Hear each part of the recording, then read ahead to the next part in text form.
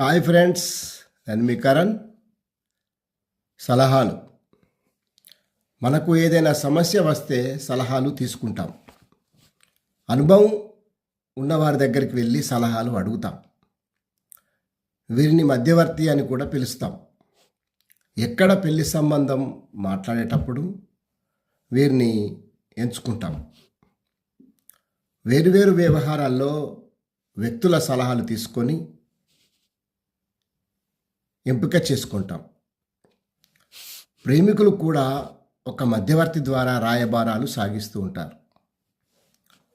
సలహాలన్నీ మంచి సలహాలుగా తీసుకొని కొంతమంది చెడు సలహాలు కూడా ఇస్తారు. సలహాదారుడి వల్ల నష్టపోవచ్చు, లాభం కూడా జరగవచ్చు. కానీ ఆ సలహాలు విని నీ స్వంత ఆలోచనతో నడవాలి.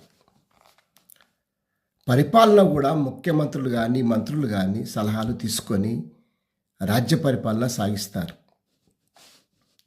ఎదురయ్యే లాభ నష్టాల్లో వారి బాధ్యత కాదు, నీ బాధ్యత కూడా కొంత ఉంది. ఇది తెలుసుకొని సుఖ సంతోషాలతో జీవించాలి.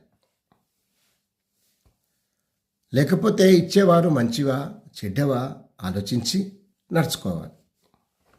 కుటుంబ వ్యవస్థకు ఇది తోడ్పడుతుంది. భార్య ఇచ్చే సలహా. పిల్లలకు కూడా సలహాలు ఇస్తూ ఉంటారు తల్లిదండ్రులు. వారు మంచి సలహాలే ఇస్తారు కానీ చెడు సలహాలు ఇవ్వరు.